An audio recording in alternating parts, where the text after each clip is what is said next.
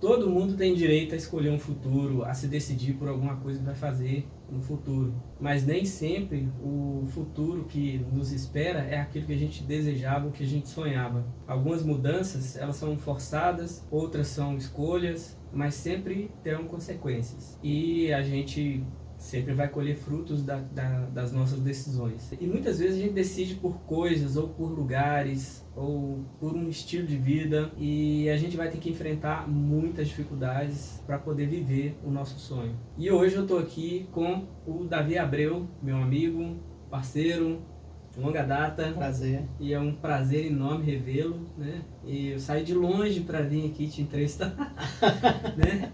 É quase uma volta ao mundo e nós estamos aqui com exclusividade, que vai contar um pouco da história dele, vai falar um pouco da vida dele, do futuro, do passado.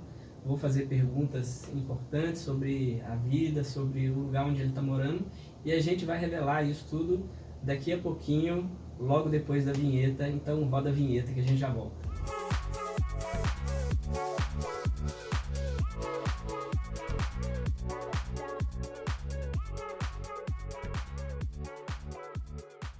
E você que estava aí já ansioso, porque tem muito tempo que eu não ponho outro vídeo no ar, né? Eu tô desse jeito. Eu mais falto do que compareço, né?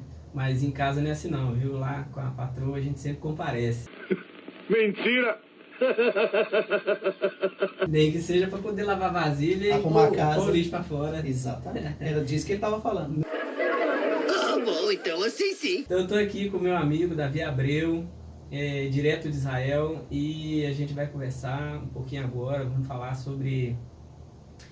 vamos pegar desde a infância até os dias de hoje, como é que tá a vida dele, né? E vamos contar um pouco da história dele. Para começar então, eu queria que você se apresentasse, falasse um pouquinho, né? De onde você é e tal, como é que tá a sua vida aí? Pois bem, eu sou de BH, né? De Belo Horizonte, Minas Gerais, cidade abençoada, a segunda cidade santa, Jerusalém, depois Belo Horizonte. É uma cidade muito boa. Será que não é o contrário, não? Ou o contrário, depende. Se for na hora do almoço, aí Belo Horizonte ganha. Ah, o pão de queijo também é sagrado. Pão de queijo também é sagrado.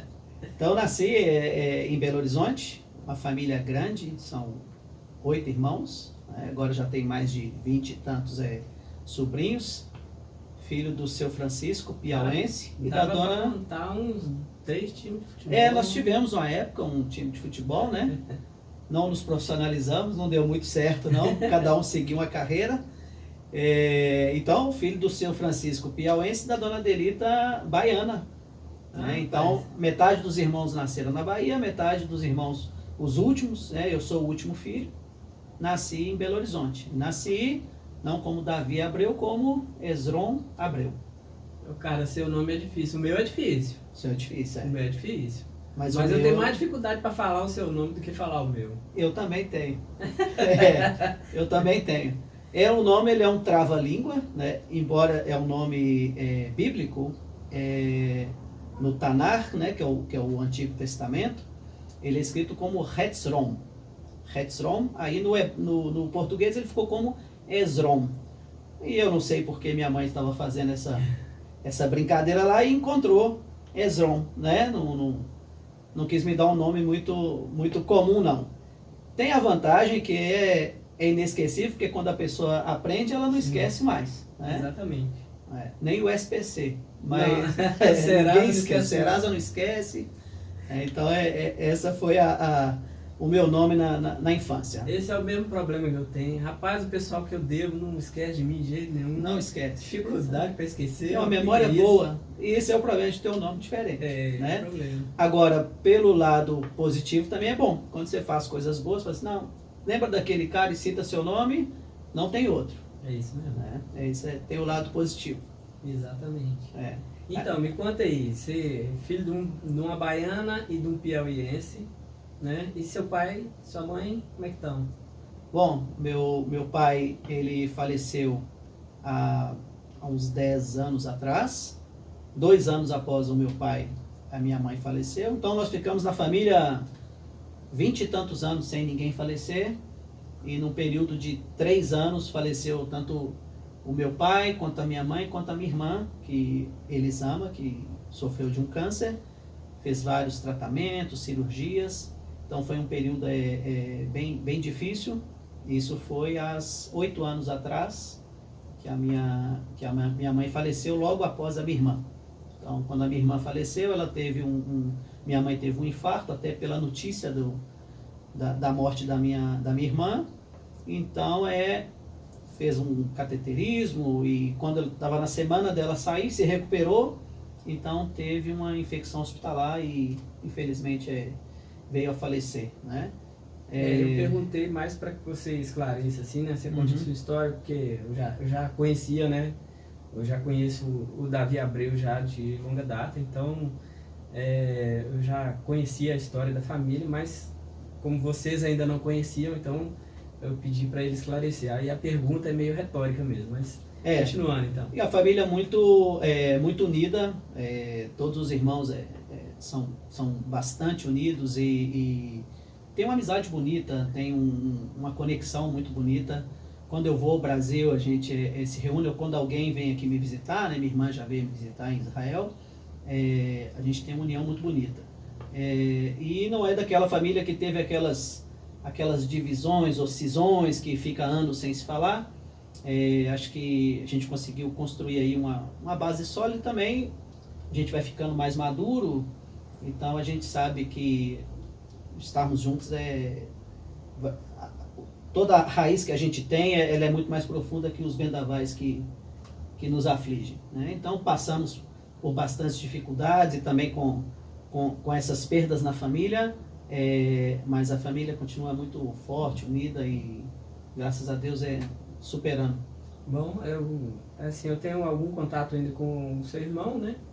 O Eliezer, que é professor de Direito, um excelente professor, tem um curso para preparação, né, de soldados, né, parece? Sim. Em Belo Horizonte, chama EAP, o curso dele, né, EAP Preparatórios. Sim, tem uma ênfase muito bacana também de dar um curso bem, não só humanista, mas preparando bem essa nova geração de policiais e dando uma base muito forte no direito constitucional, no direito penal, no direito penal militar. Então é um curso que realmente tem crescido muito pela própria eficiência. Ele trabalha muito preocupado também com pessoa. Então ele não olha só número, só aluno. Cada aluno ele olha de uma forma individual, ajuda bastante, porque também é a atividade profissional dele.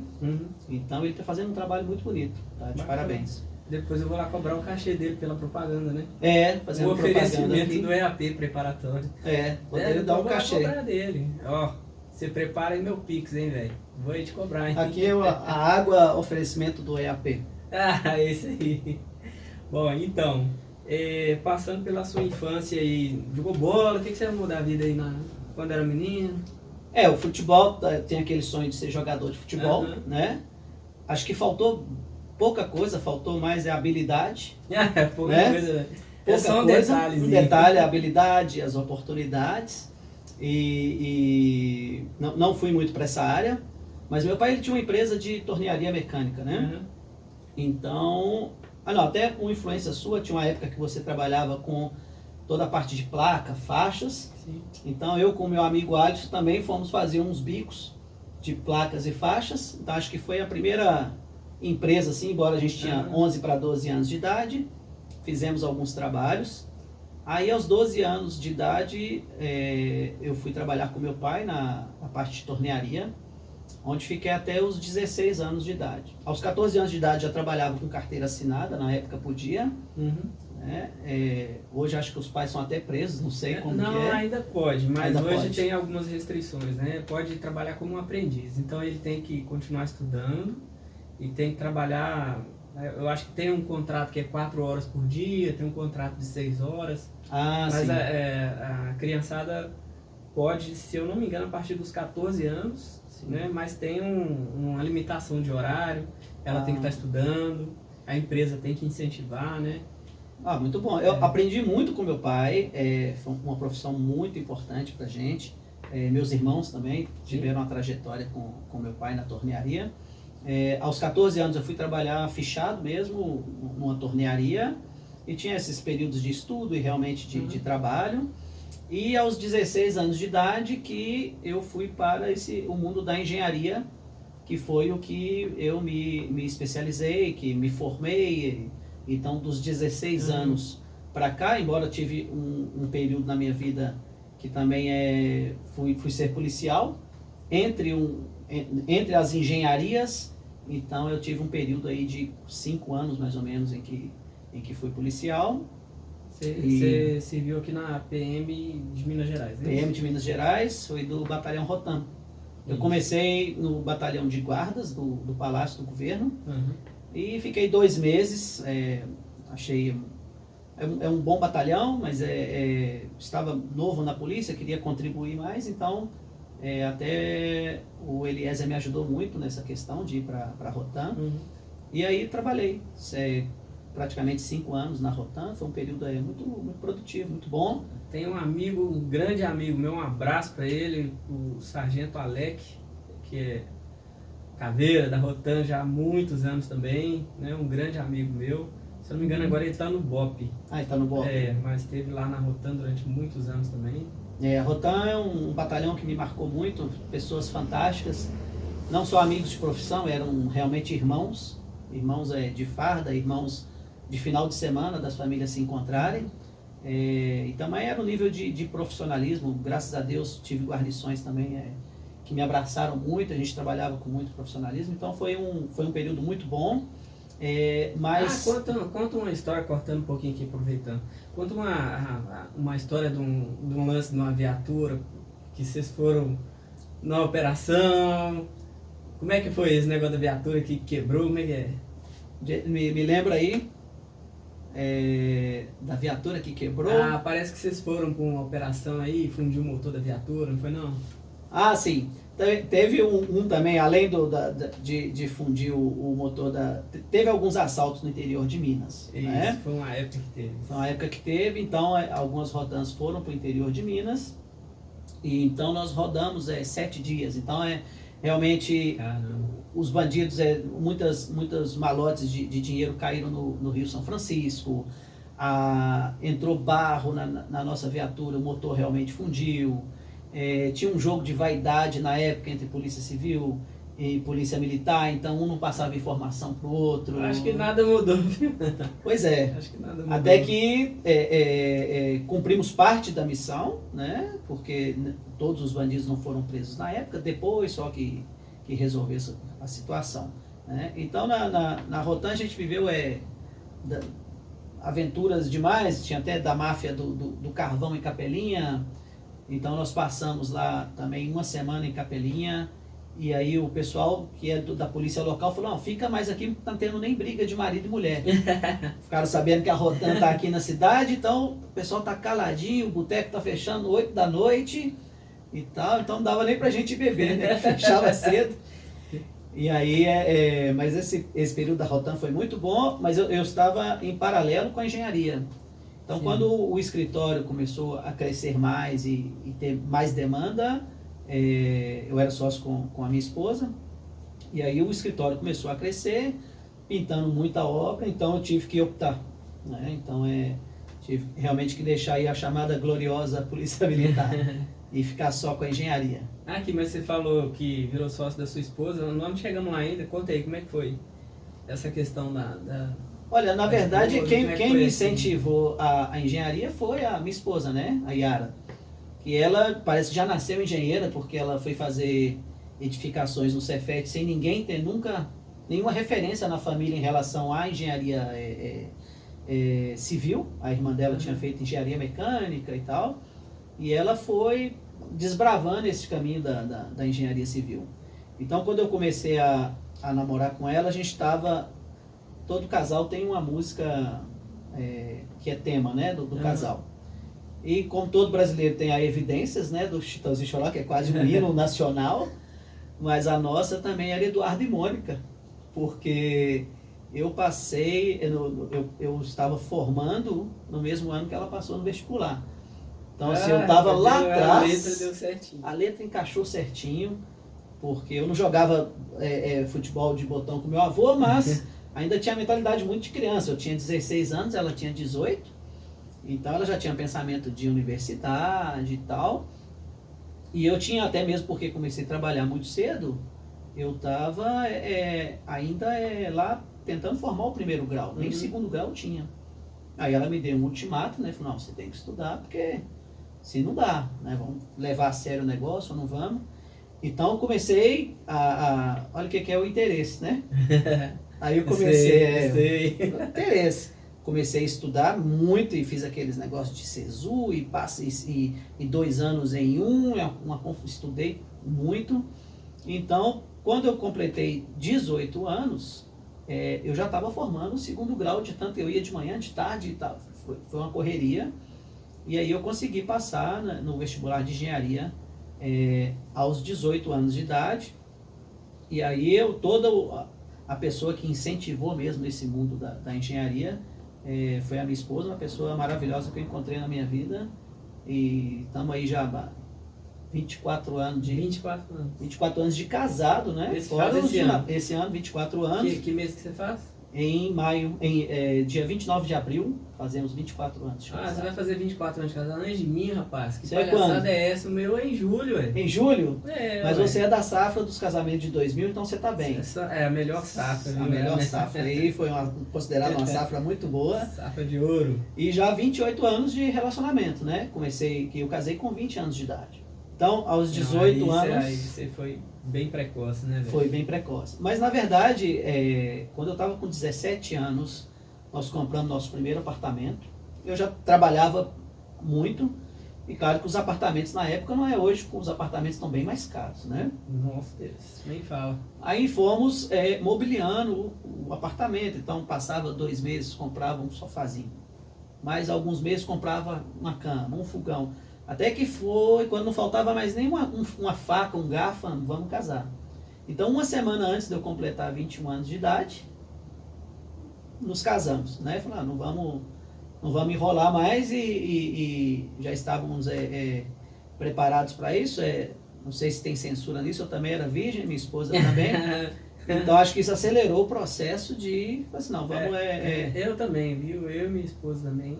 É o mesmo processo. A safra de 2000. A safra de 2000 aí, acho que também a gente não era muito dessa geração drive-thru, que é tudo muito rápido. Uhum. Então sabia esperar um pouco, também tinha outras prioridades, também sabia muito respeitar um ao outro. Né? Esse respeito ele foi muito bom para ambos e isso causa menos cicatriz. Quando você vem de vários relacionamentos e de relacionamentos que você...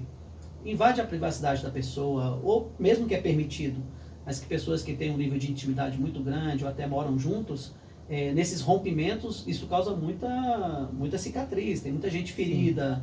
E sempre a pessoa começa a levar isso para o próximo relacionamento. Então eu digo que pessoas que conseguiram esse equilíbrio, eu creio que tem menos coisa para se comparar, menos coisa para brigar, meu namorado anterior fazia isso, a minha namorada anterior me traiu dessa forma. Então, acho que a gente evitou algumas sequelas. Isso não quer dizer que é uma fórmula, não. Né? É que cada relacionamento, cada pessoa... Não existe uma fórmula, né? Não existe. Perfeita que todo mundo vai seguir. Até a receita de bolo, se você fizer a mesma receita que está escrito, o seu bolo vai ficar diferente da outra pessoa. Não sai o mesmo bolo. Não tem jeito. É verdade. Então, é claro, isso deu certo para mim, mas não em função disso, porque a gente sabe que o relacionamento é um investimento diário. Sim. É um jardim ali que você tem que cuidar mesmo e tal, arrumar a casa e lavar as vasilhas. Lavar e pôr o lixo para fora. E pôr o lixo para fora. É isso aí. Essa foi a minha trajetória em termos de sociedade. Então, a gente sempre trabalhou muito juntos. Então, até que a gente abriu nossa empresa. Então, a gente tinha uma empresa tanto de projeto quanto de construção. Sim, vocês pegaram, parece que pegou uma construtora grande, né, em Belo Horizonte. Sim, o que acontece, a gente fez algumas parcerias com algumas construtoras, até mesmo porque também a gente já fazia muitos projetos para construtoras grandes, até que a gente foi para a área também de construção. Então, alguns clientes nos procuravam e a gente fazia todos os projetos. Então, eles falaram, porque a gente se deu tão bem, e a Yara sabia muito bem como conquistar a clientela, porque também fazia toda a compatibilização de projetos. E falou, por que vocês não constroem? Como eu me especializei na parte de cálculo estrutural, então eu cuidava da parte de cálculo estrutural, a Yara cuidava tanto de arquitetura quanto elétrico, hidráulico, todos os projetos complementares. Fizemos projetos de escolas, hospitais, então a gente tinha um acervo técnico bem amplo. Então, alguns clientes começaram a perguntar por que não construir também. E eu sempre evitando essa parte de construção, porque realmente é uma parte muito estressante, né? E um professor meu Cara, eu para poder fazer uma reforma na minha casa, meu Deus do céu, porque eu mudei recente, né? Sim. Mudei em janeiro de 23, final de janeiro de 2023. Agora nós já viramos um ano, então quando eu mudei, para fazer uma reforminha simples, cara, reformar 2 banheiros, uma areazinha que tinha que mexer, uma coisinha, uma pintura, já foi um estresse, cara. Mexer com a obra inteira. É terrível, né? é terrível, dá divórcio.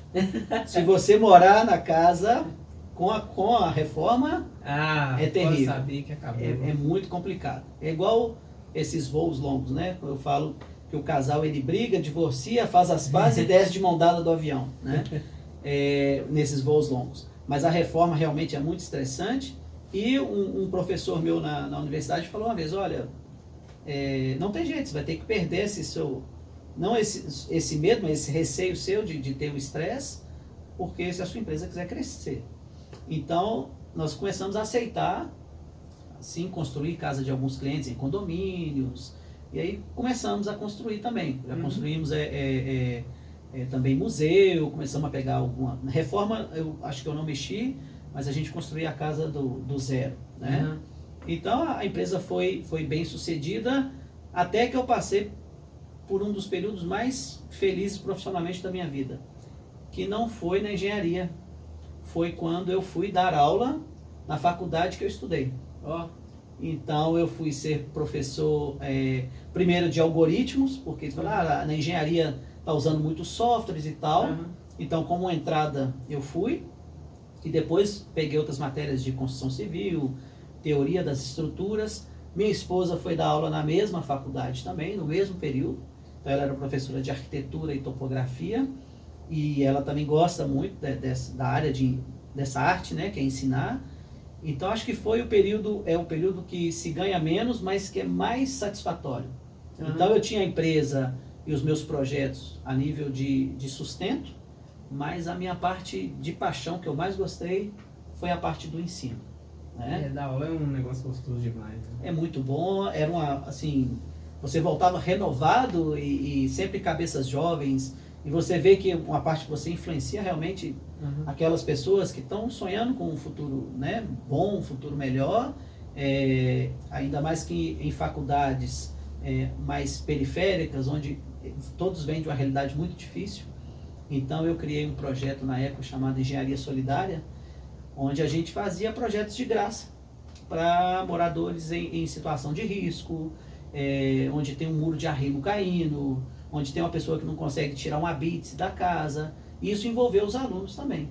Os alunos falaram, não, você tem que virar vereador. Mas se eu virar vereador, eu não vou fazer essas coisas. Né? Então, nós fizemos um trabalho bastante bacana das faculdades Kennedy, que faziam um trabalho de social, engenharia social mesmo, e fizemos uns trabalhos muito bonitos. Então foi uma época de muita felicidade nossa a nível profissional e satisfatório, e a nossa empresa também chegou no ápice de projetos e conhecida em Belo Horizonte, até que vamos para Israel. Rapaz, agora vem uma parte diferente, né? Então você se formou, casou, ainda filhos, se formando, né? Ainda formando. Você estava com 20 anos, sim, ainda sim. Estudando. E aí você teve filhos, aí você não falou dos seus 2 filhos. Você tem 2 filhos, né? Um casal? Isso, eu casei com 21 anos, uma semana antes de completar 21. Quando eu estava para completar 23 anos, veio o meu primeiro filho, Gabriel. 10 anos depois, que chegou o momento, falando assim, nós vamos fazer mestrado, vamos ter filho agora, porque o Gabriel sempre foi um menino muito quietinho, muito bonzinho. Então eu falei assim, não sei se eu vou mexer mais com o menino, não. Hoje eu acho que se eu voltasse no tempo, teria mais uns 3 ou 4, não sei, é muito bom. Aí 10 anos depois, falamos assim, poxa, vamos ou não vamos? Vamos, porque depois vai ficar complicado. E aí nasceu a Hannah, 10 anos depois do Gabriel. Então o Gabriel hoje já está com 21 anos, Hannah com 11 anos de idade. E são duas... O intervalo seu foi um pouco maior do que o meu, né? O meu foi 8 anos. 8 anos. Isso, o seu foram 10 Você anos. também então. teve uma preguiçazinha, né? Para completar. Rapaz, 8 anos é um período... faltava era orçamento mesmo. Tem isso Na hora que eu também. fazia as contas, eu falava assim, não, vamos esperar mais um ano. Aí vamos esperar mais um ano. E foi 8 anos. Até que chega no ponto e fala assim, é agora, depois vai ficar mais Ou complicado. é filho, ou é orçamento. as duas Exatamente. E até mesmo assim, os 10 anos eu senti muita diferença, né? Porque a mesma forma que eu brincava com o Gabriel, 10 anos depois você não tem a mesma energia com o outro filho. E são 2 filhos assim, maravilhosos. São 2 pérolas, um presente realmente que a gente ganhou, né? Legal. Que foi muito bom. Então, a gente já estava com a família estruturada, a gente tinha conquistado tanto nossa independência em termos do nosso apartamento, da cobertura que a gente tinha sonhado, do carro que a gente queria, estava a vida toda, como diz, nos eixos. Uhum. E aí falamos assim, olha, vamos recomeçar do zero, né? Rapaz, Vamos vir para Israel e vamos recomeçar do zero. Aí sim começou toda uma outra história, realmente foi começar do zero, porque não tínhamos o hebraico. Então eu brinco que a gente chegou em Israel sabendo 3 palavras, né? Que é shalom. shalom, porque se você vai cumprimentar uma pessoa, shalom. É oi, tchau. Oi, bom tchau dia, é tudo a mesma tchau. palavra, né? Maim, que é água, e shirutim, que é banheiro. Então, assim, Três coisas boas. pelo menos você cumprimenta, você bebe água e vai no banheiro. São as 3 coisas. Então, nós começamos, isso foi há 7 anos e meio atrás. Esse ano a gente faz 8 anos que a gente imigrou para Israel. Então, e começamos do zero. Não tinha mais empresa, porque fechamos a empresa. Não tinha mais o apartamento, porque vendemos o apartamento. Você fechou mesmo, encerrou a empresa ou você vendeu? Encerrei a empresa. Porque também se você vende uma empresa, as pessoas estão lá procurando o Ezron e a Yara. Aí a pessoa compra o nome da empresa só, Ah, as pessoas não conhecem aquele novo pessoa que comprou. sim. E também a pessoa gastar um dinheiro, não é uma startup que você compra, de projeto tem um relacionamento muito pessoal, né? Então fechamos a empresa e fechamos também essa parte, encerramos as atividades na faculdade, né? Entendi. E aí fomos para lá, na cara e na coragem, assim, a gente sabe que tem muitas pessoas que não se adaptam ao mercado de trabalho. Então, a pessoa vai ter uma formação e aí num país estrangeiro ela começa a trabalhar para fazer um serviço que não é da área dela.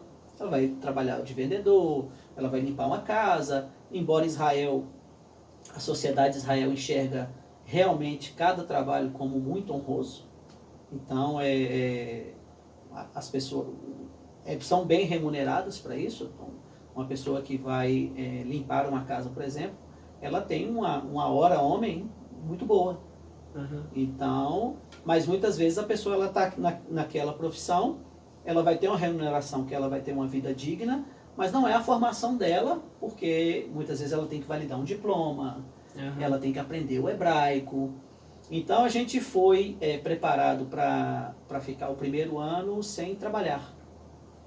Então a gente já foi com a reserva para isso, a gente planilhou tudo. Quando a gente foi, a gente sabia quanto era a compra do supermercado. Vocês vieram. Exatamente. Quando a gente veio, a gente já fez conta de tudo. Então a gente sabia aqui quanto que era o supermercado, a gente sabia quanto que era todas as contas. Uhum. Vamos viver de aluguel no primeiro ano, no segundo ano a gente já comprou o nosso apartamento aqui em Israel.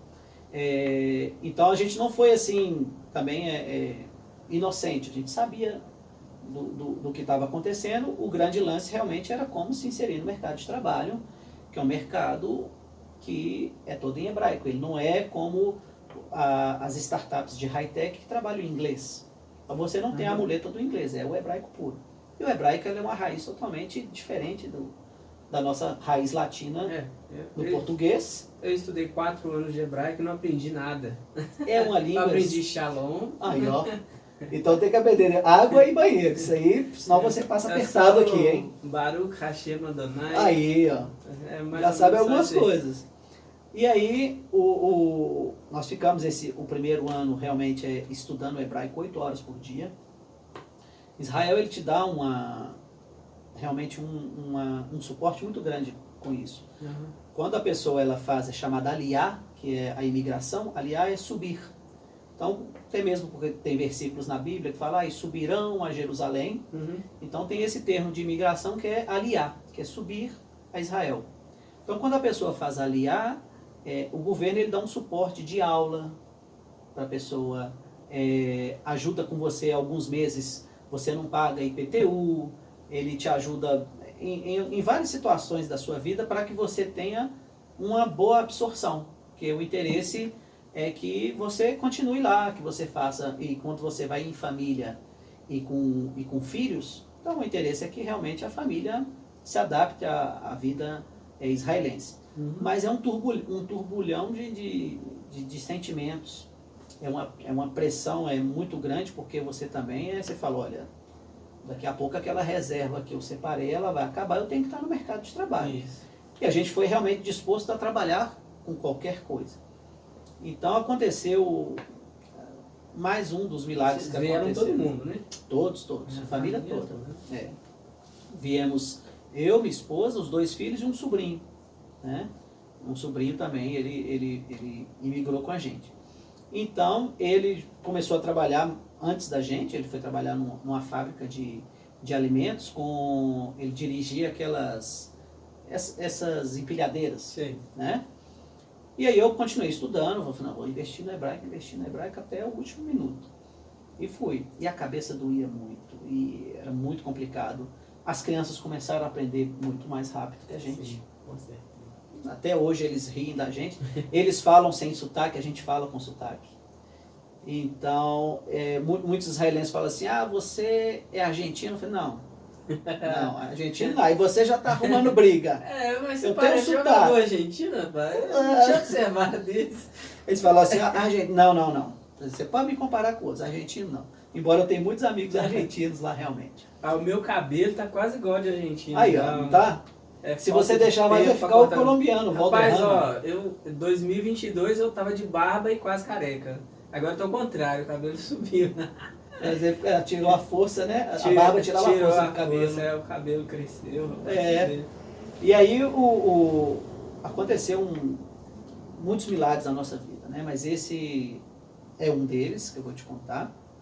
A gente estava aqui em Israel, encerrando todo o período que a gente podia fazer de cursos de hebraico. Então a gente faz o curso A, o curso B e tem o curso profissionalizante de hebraico para você fazer uma entrevista de emprego, para você fazer um currículo. Então o governo ele te dá um bom suporte nisso, sabe? E aí, um belo dia eu falei, agora terminou os cursos, eu vou trabalhar. Aí meu sobrinho falou, olha, eu posso conversar com o gerente lá, você pode trabalhar lá nessa fábrica, você tem carteira, você pode trabalhar lá na empilhadeira. Eu falei, sem problema, vou começar. E aí, esse dia era o dia 1º de Nissan. Lá. O mês de Nissan, ele é o mês do Pessah, da Páscoa. Uhum.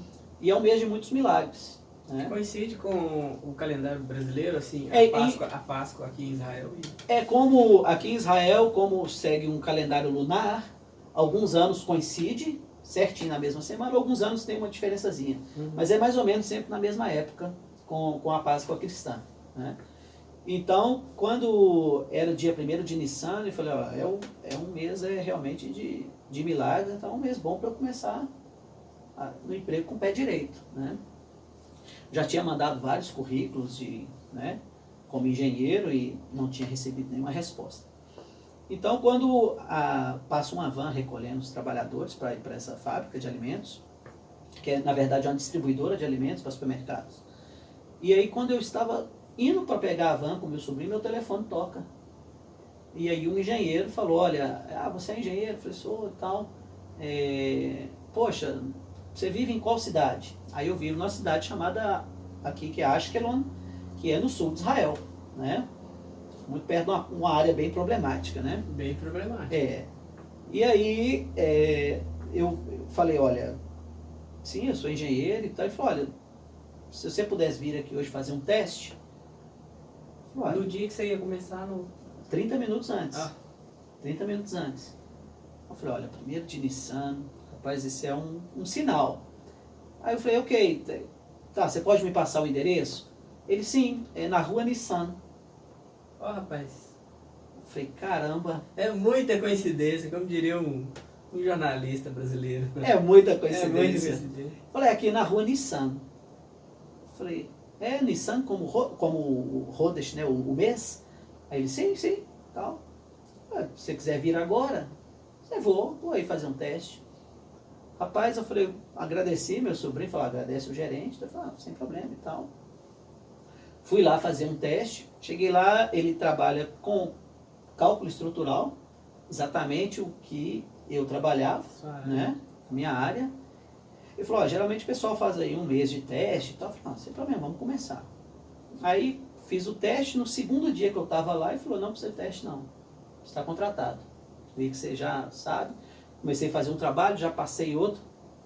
No primeiro mês lá, eu fiz projeto de 17 casas. Rapaz, E a média das pessoas no escritório era de 6 a 8 casas. você não quer ir trabalhar pra mim, não? Só precisando de um cara que faz 17 E eu vou te falar que aí, em pouco tempo, eu já fui para os prédios. Eu também já fazia projeto de prédios aqui, né? E assim, foi uma ascensão fantástica, porque você já tinha pessoas lá que trabalhavam há 20 anos na empresa, e em um ano eu já estava como o chefe de equipe de todas essas pessoas que trabalhavam lá há 20 anos. Oh, que legal. E aí fomos evoluindo para isso, e esse ano a gente vai se tornar sócio Oh, que bom. da empresa. Então foi realmente uma ascensão assim fantástica, mais realmente um milagre muito. E eu falo muito isso para os brasileiros que se inferiorizam. Os brasileiros trabalham muito bem. Em qualquer lugar que eu vou, em qualquer empresa aqui em Israel, as pessoas que se destacam são os brasileiros, porque eles trabalham, são muito sérios no trabalho, têm uma alegria de viver, Uhum. são muito bem-humorados, então eles sabem absorver essa pressão toda, mas eles não saem explodindo, não maltratam as pessoas. Então tem um nível de educação Uhum. muito alto. O mineiro nem se fala. O mineiro é o melhor do mundo, não adianta. O mineiro, ele realmente tem um nível de educação muito, muito bom. Mas o brasileiro em si, sim, ele tem um nível de educação, ele não distrata, ele sabe absorver essa pressão de uma forma, ou dar uma risadinha assim, porque de ironia, mas ele não vai explodir Uhum. com o chefe dele, né? Mas o brasileiro, ele é muito sentimental também, ele leva algumas reuniões que eu ia, voltava para casa chateado e tal, ou brigava em alguma reunião, e aí, depois da reunião, os caras estavam me abraçando, conversando, e o israelense não leva pro coração. Assim, tipo assim, é uma coisa profissional que a gente brigou, mas a gente é amigo aqui fora. E aí comecei a entender essa mentalidade israelense, né? Então aqui aconteceu alguns casos, e até mesmo um caso triste foi, depois de dois anos e meio na empresa, o meu chefe, ele foi diagnosticado com câncer raro. E ficou, morre, não morre, um tratamento experimental. Então eu assumi a responsabilidade da empresa inteira. A Yara foi trabalhar nessa mesma empresa também, minha esposa. E aí se deu muito bem na empresa, fazia muitas coisas de inovação nessa empresa. E aí assumimos e fomos dando esse suporte. O escritório ia fechar. E aí a filha dele me chamou e falou, olha, ele é de origem russa, né? Uhum. A filha dele falou, olha, meu pai nunca vai te agradecer. Então eu quero te dar um abraço, te agradecer porque a empresa não fechou por causa de vocês realmente abraçaram a empresa. Na época eu fiquei responsável por 80 prédios. A gente estava construindo em Israel inteiro. Então eu trabalhava muito, corria daqui para ali, era reunião, era fechar serviço, era passar serviço pro pessoal do escritório. Então foi um período que eu trabalhei demais e graças a Deus ele se recuperou. E aí ele, Que benção. aos poucos, agora ele está voltando, ele trabalha só na parte da manhã, Uhum. mas isso também criou um nível de confiança muito grande, porque alguns funcionários que tinham na empresa até me perguntaram por que eu não fundava uma outra empresa, já que ele estava morre, não morre, Uhum. e aí a gente tinha muito serviço para pegar. Eu falei, não, isso é uma traição. Eu não posso fazer uma coisa dessa com ele, porque ele está confiando que a empresa está comigo. Então essas pessoas até saíram da empresa e eu continuei. Ele voltou e realmente ele me honrou muito com isso também, porque me dava bonificações e depois aumentou meu salário e agora a gente está caminhando para uma sociedade, né? Que Foi legal, um relacionamento cara. de confiança que foi sendo construído. Muito legal, muito massa. E a minha esposa saiu da empresa e hoje ela trabalha em projetos mais importantes que eu, que agora ela trabalha no projeto mais importante de Israel, que é a ampliação da fábrica da Intel, que é onde faz todos os chips, e lá não só a parte eletrônica, mas desde a areia até fazer o chip. Então ela foi para outra área, mas graças a Deus está bem sucedida no que ela está fazendo. Que legal, amor, massa demais. Aqui você falou em milagre aí e tal, e como o nosso canal aqui, a gente fala sempre, o nosso foco aqui, né, nas histórias que a gente conta aqui, é a fé, né? Então eu queria saber um pouquinho, até aqui, até essa parte da história que você contou, como é que é a fé, como é que é a sua relação com a fé? O que você crê e como é que isso te ajudou a chegar onde você chegou? Ok. A religiosidade, eu acho que é inerente da pessoa. Tem pessoa que ela, seja qual for a religião dela, você vê que tem pessoas que elas são mais dadas a uma religiosidade, tem pessoas que são um pouco mais desligadas, né? Mas eu creio sempre que o ser humano ele está em busca dessa faísca original, desse ser que uns falam que vai ser Deus, né? No judaísmo a gente vai ter o nome de Deus que a gente não pronuncia, né? Que quando a gente lê a gente fala Adonai, o outro vai falar que é o Alá, o outro vai dar outros nomes. O Star Wars vão falar que é a força, a força esteja com você. E sempre o ser humano em busca disso. Então sempre fui uma pessoa muito voltada à religiosidade. Gosto de frequentar, gosto de estar. A sinagoga que eu vou aqui na minha cidade, é uma sinagoga que as pessoas se reúnem todos os dias. Então você tem no judaísmo você tem a reza da manhã, da tarde e da noite. E ainda você tem uma reza que você faz na cama antes de dormir, né? Então a vida religiosa ela envolve muito a vida do judeu em todos os aspectos, porque a cada alimento que você vai ingerir, você tem que dar uma brahá, que é uma bênção. Então se você vai beber uma água, você dá a bênção disso, não toda hora que você vai beber, mas na primeira vez. Igual você me deu um copo d'água ali, a primeira vez eu dei uma bênção, que é você reconhecendo que o Criador do Universo que fez aquilo ali por você. Então, você tem umas bênçãos específicas para quando você vai comer carne, quando você vai comer fruta, tem as categorias de bênçãos, né? E isso tudo aqui em Israel é muito latente, você sente isso, não porque é um lugar mais religioso que outros lugares, isso vai depender das pessoas, mas isso acaba te influenciando de alguma forma, né? Uma coisa muito bonita aqui no sábado, quando você vê famílias indo, né, para a sinagoga, famílias inteiras, onde a gente desconecta totalmente de tecnologia, desliga o celular e eu só vou ver, tanto que o sábado começa na sexta-noite, em função do calendário lunar, e vai até o sábado à noite. Então só no sábado à noite que eu vou ler notícia, então você desliga disso tudo, desliga, não vejo Netflix nem nada, é um período que você faz todas as refeições com a família, você vai na sinagoga, você estuda a porção da semana, e é muito bonito você ver as famílias indo juntos e tal. Então, algumas coisas que as pessoas falam ser coincidência, eu atribuo sim a milagres, que é uma coisa que eu acredito. Mas o Ben Gurion, que foi o primeiro-ministro de Israel, na fundação do Estado de Israel, em 1948, ele falou uma frase muito interessante, que ele falou que em Israel, quem não acredita em milagres não é realista. Porque aconteceram tantos e tantos milagres até essa tragédia que nos aconteceu no dia 7 de outubro. Tem algumas histórias de milagres que você fala, cara, não tem como você não reconhecer que realmente alguma coisa interferiu, né? Uhum. Em todas as situações de conflitos que Israel já passou, de vários e vários tanques contra Israel e Israel com um tanque só.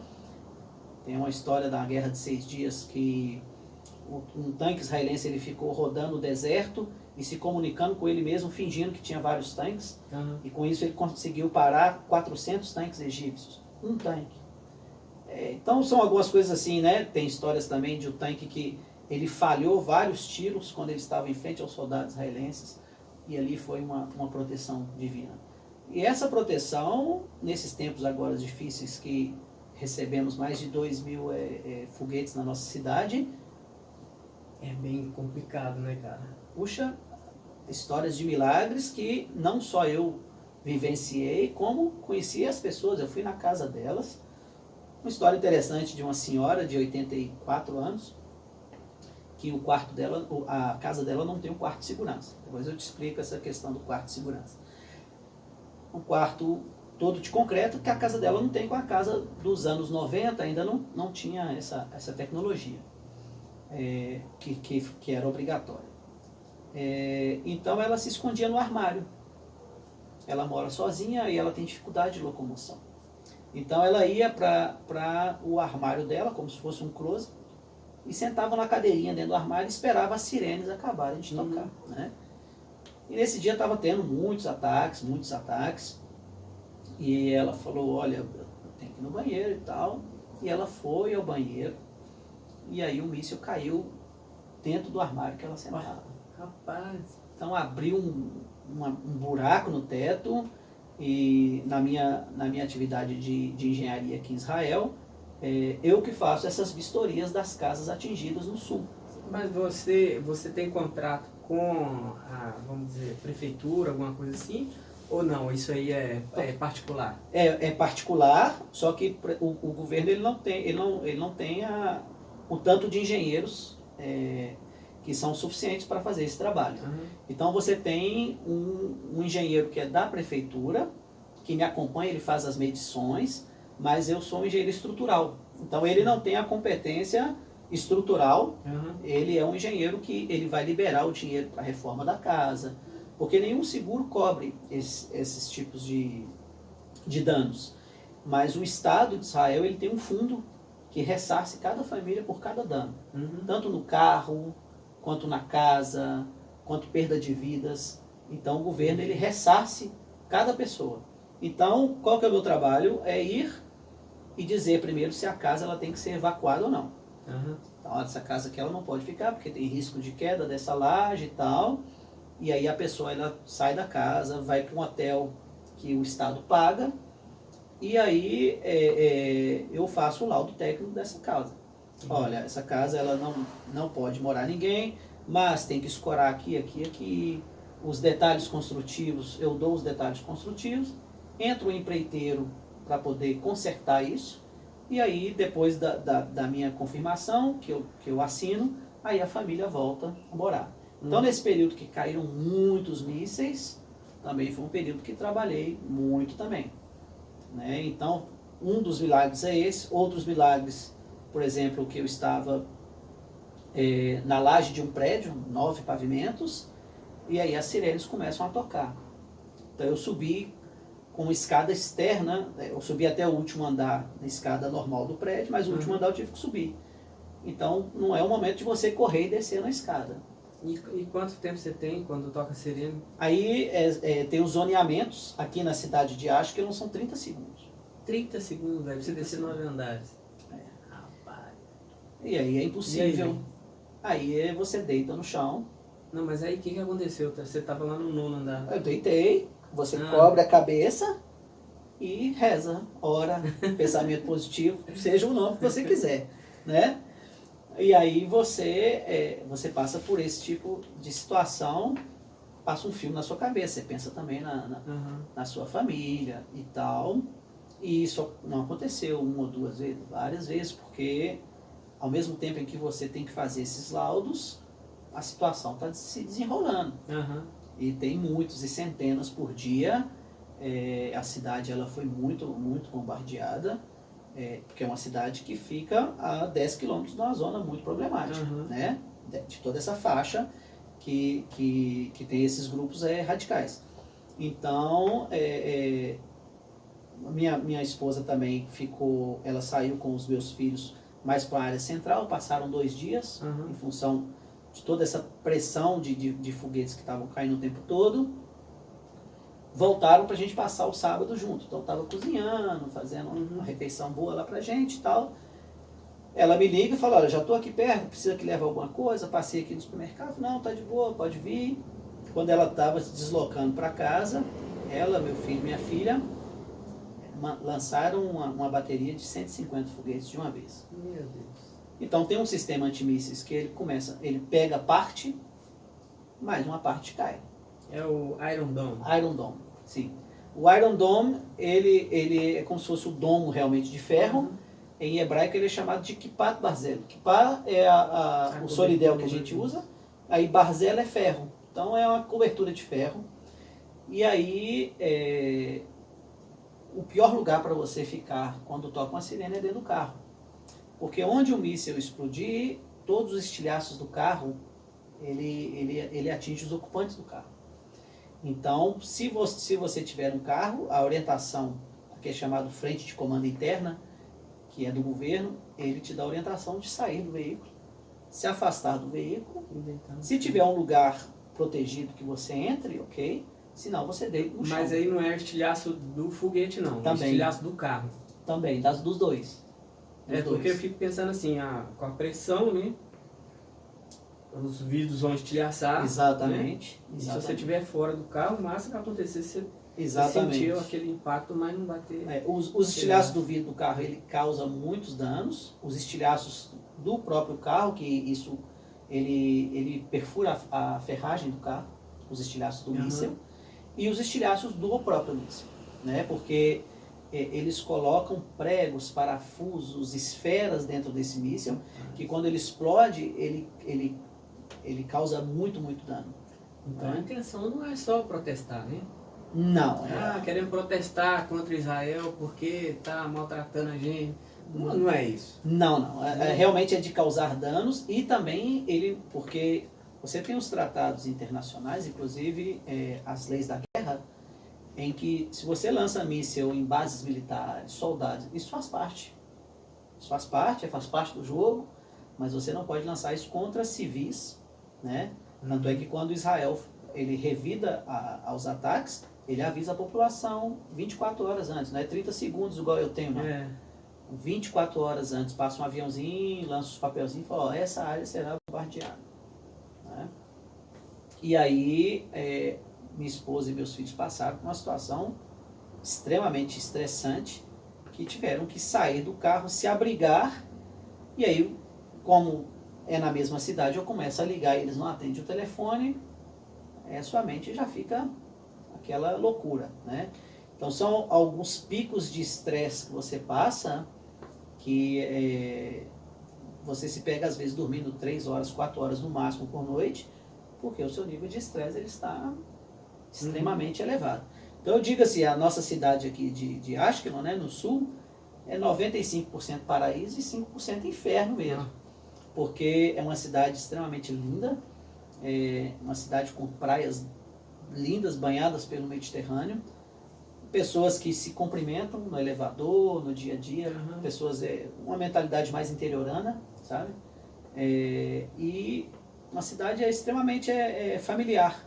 Então, uma cidade muito bem estruturada, muito com boas escolas, escolas públicas, você não precisa de escola particular. Todas as escolas são públicas. As crianças, desde os 7, 8 anos de idade, vão sozinhas para a escola e voltam da escola.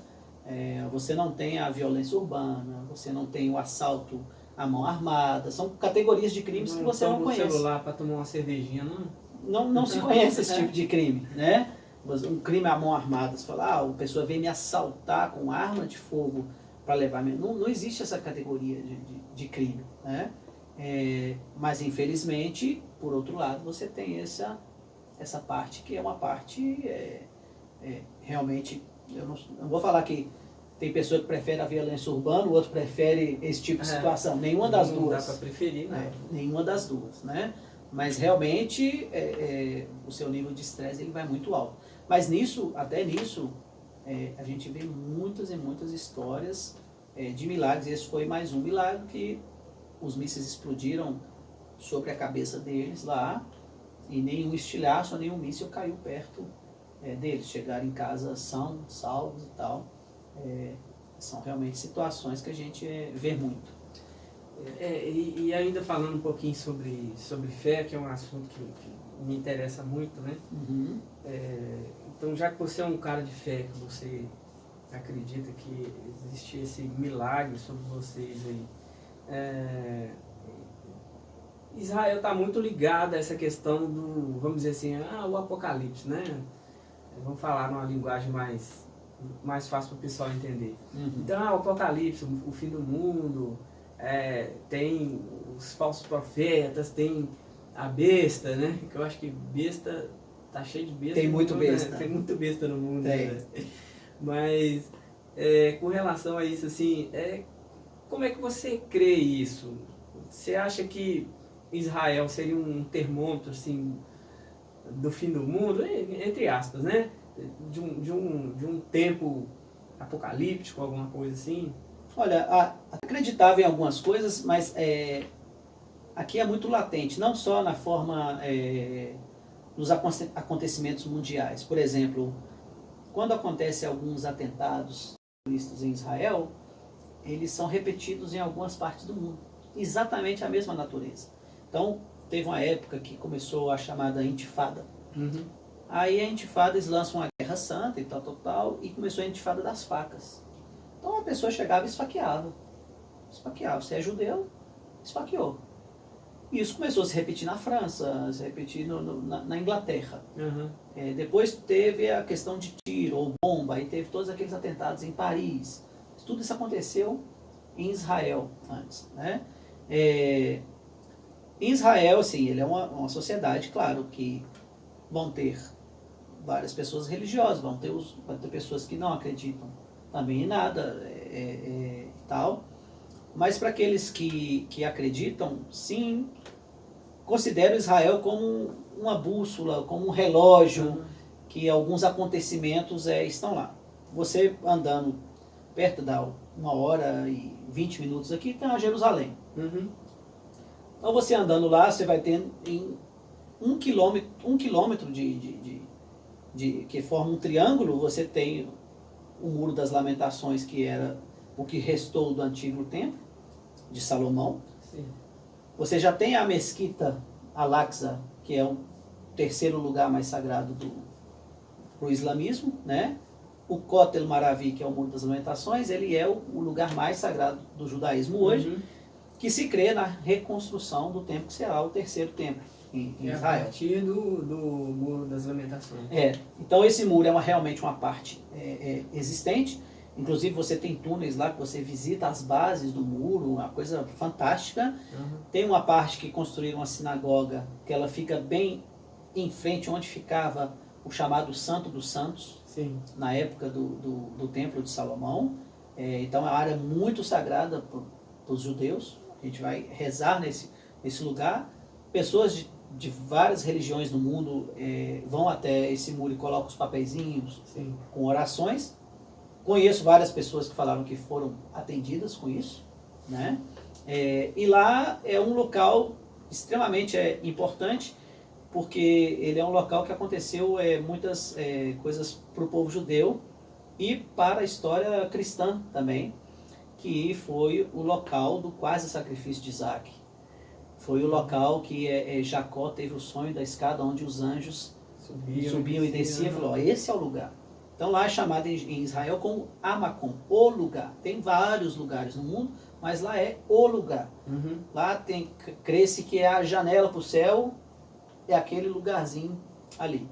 E a menos de 1 quilômetro de lá você tem a igreja que foi construída, chamada do Santo Sepulcro, onde Jesus teria sido crucificado naquele local, que ainda na Jerusalém Antiga ele ficava fora da cidade, naquela região que eles falavam Gólgota, mas hoje faz parte da cidade. A cidade cresceu e aí se construiu uma igreja. Então você tem 1 quilômetro ali, você tem 3 lugares extremamente sagrados para 3 religiões que acontecem. Então eu creio assim que não só a nível de judaísmo, mas do cristianismo e até mesmo do islamismo, é um lugar de muita santidade, porque você tem reunido pessoas que vão ali buscar uma espiritualidade, uma conexão com Deus, e dão muita importância, né, para esse lugar. E até mesmo o povo de Israel, que algumas pessoas, né, no mundo muçulmano chamou o povo de Israel de povo do livro. É um apelido que não foi criado pelo povo judeu. O povo muçulmano falou o povo do livro, porque em função de guardar toda essa parte da Torá, desses livros, e está sempre com um livro debaixo do braço. No Islã a tradição é mais oral, né? Exato. As pessoas não leem o Corão, né? Elas vão ouvir alguma mensagem através de um líder religioso, mas elas mesmas não leem, não têm muito contato. Eu tenho alguns amigos na Índia, uma parte na Índia que é muçulmana, eles decoravam algumas partes do Corão, mas não sabiam o que queria dizer. Assim, a gente tem que decorar tipo um mantrazinho aqui e tal, a gente não sabe o que significa. Já no judaísmo, essa questão de entender o que você está lendo é muito séria, tanto é que o ritual de passagem da criança para a vida adulta é o bar mitzvah ou a bat mitzvah. O bar mitzvah é do menino, a bat mitzvah da menina, que é realmente ler na Torá. Quantos anos? A menina com 12, que ela fica madura mais cedo, o menino com 13, que é mais bobão. Menino é sempre menino mais bobo. É mais bobo. Normal. Menino é mais bobo. A gente que é menino, a gente sabe. Então, a menina com 12 anos, o menino com 13. Rapaz, e no Brasil o povo tá com 26 anos e não quer tomar vergonha da cara, nossa. Inclusive, pela lei judaica, se ele chegasse lá depois dos 13 anos e quisesse casar, casaria. Claro que isso não acontece, né? E tal, mas assim... A cultura mudou muito. Né? Mas ele assume as responsabilidades religiosas dele. Até lá, a minha sinagoga, por exemplo, vão entre 150 e 200 pessoas, né, fixas. Aqui, grande, hein? Interior, né? É grande. E a maioria das sinagogas aqui são muito cheias, mas nenhuma passa disso. Porque você não vai ter aqui uma sinagoga com 1000 membros. Eu acho até que é ruim, por exemplo, no Brasil, as igrejas que têm 1000, 5.000, 25.000 membros, 50.000 membros, cara, não cria uma sensação de comunidade. Exatamente. E nos pequenos grupos é que a gente tem essa sensação de exatamente. Comunidade, né? Lá esses 200 vão porque é o sábado. Durante a semana você tem grupos menores, vão estar ali entre 40 e 50 homens que sempre vão rezar lá todos os dias, aquele grupinho. Todo mundo sabe da vida de todo mundo, não só porque é interior, em Jerusalém ou em Tel Aviv, que são cidades maiores, as pessoas também têm essa conexão justamente porque é pequeno. Então você sabe se o cara está precisando de alguma coisa, eles levam alimento. Você sabe se o filho dele caiu na escola, porque todo mundo estuda na mesma escola. Você tem um senso de comunidade. Se você for lembrar bem, em épocas bíblicas, quem cuidava, pastoreava as ovelhas, né? O aprisco não podia ter mais de 100 ovelhas. Passou de 100 ovelhas, um segundo pastor. Né?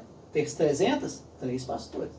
Porque sempre você tem que saber até o nomezinho das suas ovelhas ali. Né? Esse conceito realmente acontece aqui em Israel nas sinagogas.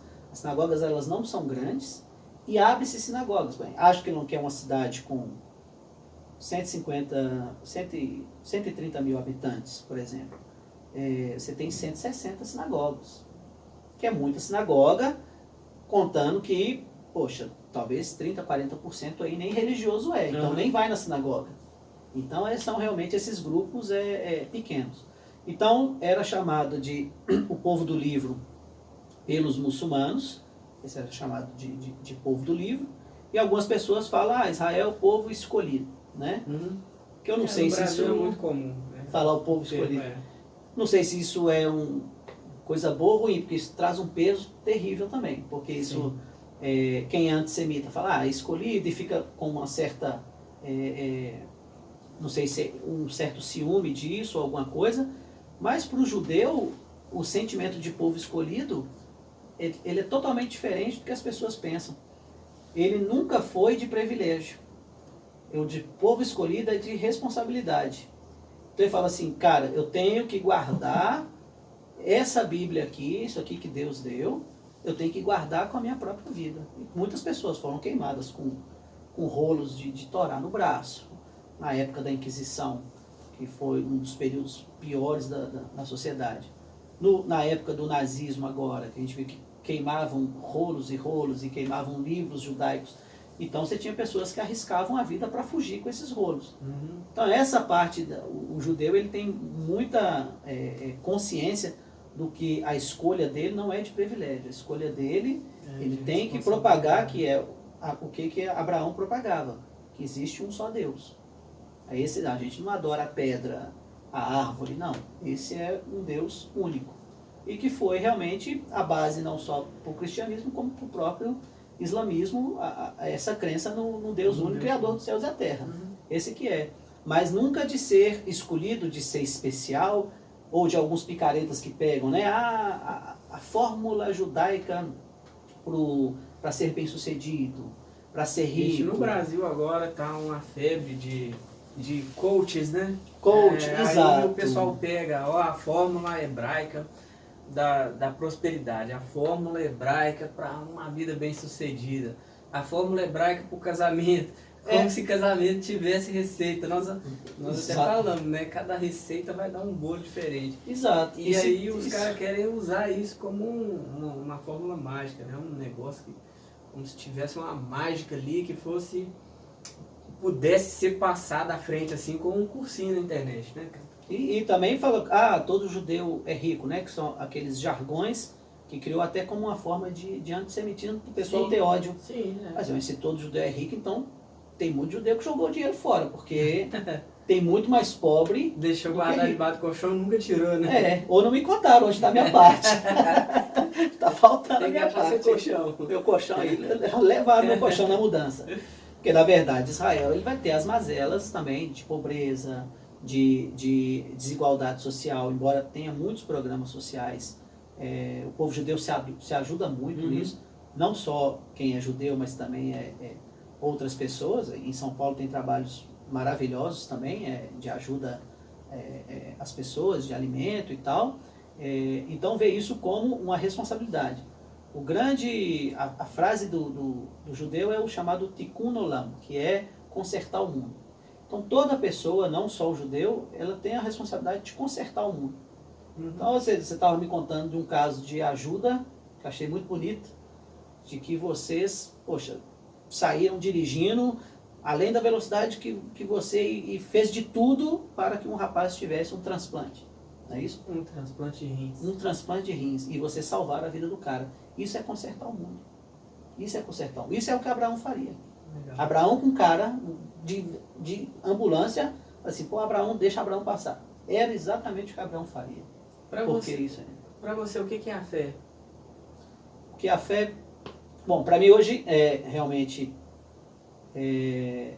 um estilo de vida, realmente para mim, porque a fé judaica, ela não é baseada naquilo que você acredita, ela é baseada naquilo que você faz. Então, se você fala que você acredita nisso, e a coisa mais bonita e florida, mas você não cumpre aquilo que você fala, que você cumpre, aí você é um charlatão, né? Então, a fé para mim, ela é prática. Ela é prática. Se eu falo que é de tikkun olam, de consertar o mundo, e eu não consertar o mundo. Se eu ver uma pessoa e eu viro o rosto, se eu ver uma pessoa que está precisando de alguma coisa, ou se eu maltrato a minha esposa, maltrato os meus filhos, se eu não sou um exemplo no meu trabalho, se eu aceito corrupção, a fé ela não está valendo de nada ali para mim. Então a fé judaica, muita gente fala assim, você é ortodoxo. Não, eu sou ortoprático. Que a ortodoxia ela é mais utópica, ela é daquilo que você acredita. Agora o ortoprático, aquilo que você acredita tem que ser proporcional àquilo que você faz. Então o judaísmo hoje para mim, se você vai comer algum alimento e você não abençoa, não agradece ao criador daquele alimento, você está fazendo uma falta de educação diante do rei, né? Então o judeu está sempre preocupado com isso. Quando ele acorda de manhã, a primeira coisa que ele fala é Modeani lefanecha, ou seja, eu agradeço diante de ti, Rei eterno e existente, por ter devolvido a minha alma que estava descansando a vida. Aí fala assim, grande é a sua fé em mim, porque Deus tem fé em você, não você fé em Deus. Assim, uma coisa mais estranha é que Deus está te dando mais aquele dia uma oportunidade, ele depositou a fé que aquele dia você vai fazer melhor que ontem. Ele fala assim, olha, grande é a tua fé em mim. Então todos os dias quando o judeu acorda, a primeira frase que ele fala é essa, ai, se você não falar, o pessoal já, que você não está falando isso? Porque a fé é prática, você tem que falar isso. Você tem que falar isso. Então você agradece a Deus naquele dia, porque Ele está te dando a oportunidade, Ele está depositando a fé nele em você, de que aquele dia você vai ser uma pessoa que você vai fazer o que é bom. Você vai consertar o mundo naquele dia. Foi o que você fez. Ele devolveu sua alma, você acordou com vida. Você podia ter continuado dormindo. Podia ter morrido ali. Mas ele falou assim, não, ele tem uma missão para cumprir hoje. Deus acreditou em mim. Acreditou em você. Então, mais do que você acreditou nele, ele acreditou em você. E você fez exatamente aquilo que ele escreveu para você fazer. Isso é muito bonito. Porque você, não importa se foi predestinado a isso ou não, mas você escolheu fazer aquilo. Você podia ter escolhido e falar assim, não, cara, você tem o transplante aí, mas está tudo agarrado. Se tivesse saído mais cedo de casa, né? Exatamente. Você joga o problema de volta para a pessoa, não apresenta nenhum tipo de ajuda, de solução. Então você falou, não, peraí, Deus depositou a fé nele em mim, isso chegou na minha mão aqui para fazer, você fez. Então a fé para mim, ela é muito mais prática do que aquilo que acredita. Porque aquilo que a gente acredita, muitas coisas a gente não tem prova. Uhum. A gente não sabe da vida se vai acabar, se vai ressuscitar, o outro acredita que vai reencarnar. E são teorias, porque não aconteceu. Como que no judaísmo as pessoas sabiam se o cara era um falso profeta ou não? Se a profecia dele cumprisse. Aí você tem que esperar o negócio cumprir. Então é bem assim, difícil de você mensurar. Agora, as coisas práticas do dia a dia, aquilo que você faz, aí sim as pessoas veem, aquele cara ele não é corrupto. Aquele cara não se corrompeu por causa disso. Aquele cara é um exemplo. Seu parceiro de trabalho, ele sabe que ele pode contar com você. Você não é uma pessoa que se corrompe. Isso é tikkun olam, isso é consertar o mundo. Então, a minha crença de fé nisso hoje é muito mais naquilo que a gente faz e não só naquilo que a gente acredita. Então, a teoria de que a fé é um passo no escuro, ela não é uma teoria muito judaica, vamos dizer assim, né? Não. Porque, na verdade, assim, a gente tem muita coisa escrita já. Não só os textos judaicos é um mar. Você tem não só o Tanar, que é o Antigo Testamento, como você tem o Talmud, você tem várias outras escrituras judaicas, você tem as próprias escrituras cristãs que escreveram muitos e muitos durante todos esses anos. Você tem todos os comentaristas de outras religiões, você tem filósofos que escreveram sobre tudo isso. Então você tem muita coisa bonita escrita. Então você tem um leque hoje que você pode escolher... Não precisa andar no escuro. Não precisa. Você tem assim, informação você tem. Hoje você quer fazer um curso de eletrônica, você faz no YouTube, né? A informação ela está disseminada. Mas uma coisa é a informação e outra coisa é você saber captar aquela informação e transformar ela em prática. Aí isso sim vai definir.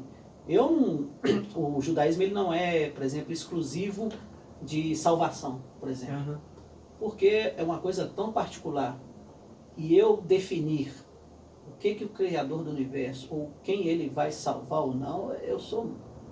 Aí tem que estar muito, né, autoconfiante. Eu achei que você ia falar que eu tava na lista, meu. Você nem pra me ajudar. O Olha, que é isso? eu Eu achei não que você ia tenho... me revelar agora, assim, ó, eu tenho um contato aí, eu vi seu nome na lista. Olha, eu, assim, eu acho tá mais fácil você estar na lista e eu não. Mas, assim, seria muito, muito, assim, o ego do ser humano querer definir aquilo que a própria estudo da teologia é o que a gente acha sobre Deus. Não, ele não fez um estudo sobre o que ele acha dele mesmo, né? Então, quando a gente depara com essas questões de fé, de filosofias e tal, as pessoas vão escolher, tem um leque enorme para escolher.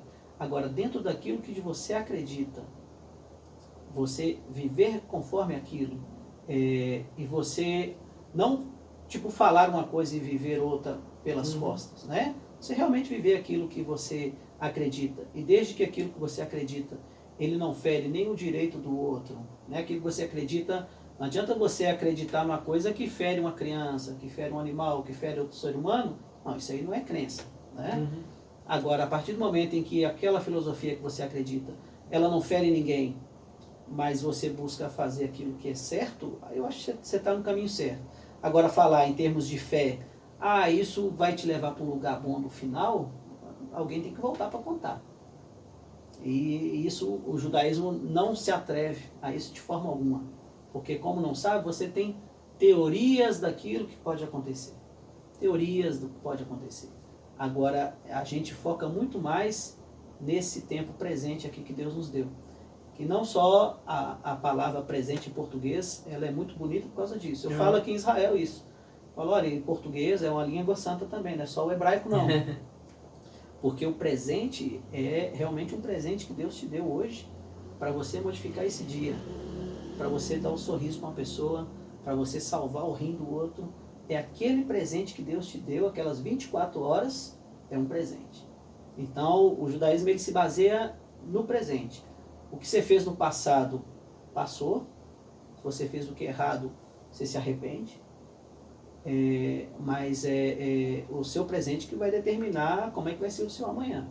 Então a gente é mais focado no que está agora do que no que vai acontecer daqui 30 anos. Porque o que a gente constrói agora é o que vai determinar o que vai acontecer daqui a um tempo. Exatamente, os frutos, né? O Exatamente. fruto da nossa atitude.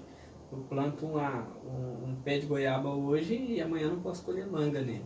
Né? Amanhã ele vai dar goiaba. A lei da semeadura ela é a mais certa que a gente sabe, né? Essa é... Plantou, colheu. Plantou, colheu. Exatamente. Pois é, cara, aqui eu queria, voltando um pouquinho a questão de quando vocês saíram do Brasil aqui para Israel, pegando um pouquinho, você sabe que eu tenho um casal de filhos, né? Tenho a minha filha mais velha e o mais novo, está com 10 anos, o Rafa. Eu já contei a história dele aqui no canal, vou deixar um cardzinho o pessoal ver, acompanhar também. Eu vou deixar um card aqui em cima para você clicar. Tem um pouquinho da história do Rafa que eu contei num vídeo mais antigo.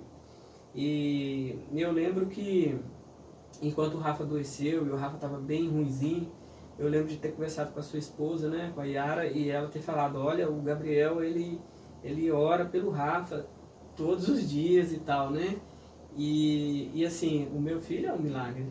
Então, eu posso dizer que eu experimentei um pouco desse milagre na minha vida também, quando o Rafa a gente saiu de Belo Horizonte para São Paulo para ele fazer um transplante de medula e ele estava praticamente morto no hospital, ficou 3 meses em coma, né?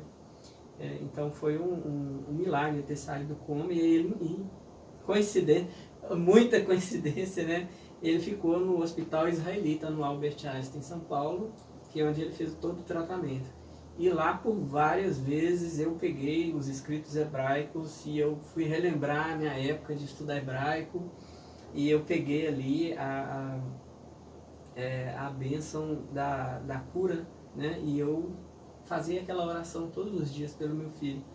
E ele tá aí agora com 10 anos, né? Naquela época ele tava com 1 ano e 7 meses. Então tá com 10 anos, tá um meninão grande já. E, tão bonito quanto o pai, né? E tão inteligente quanto a mãe. Eu tenho que puxar um pouquinho. Tem que puxar um pouco do meu também, lado, senão né? fica tudo pra mãe. Não, tá doido. Tem que pegar uma beiradinha ali da história. E tá com cabelo grande, só que o dele tá mais bonito que o meu. O meu é que ele não deu pra cortar, entendeu? O dele não, o dele é porque ele não quer. Ele acha que é bonitão. Mas tá bonitão, bichinho. O Rafael é uma pessoa especial, né? O próprio nome dele, né? Rafael, Deus que cura.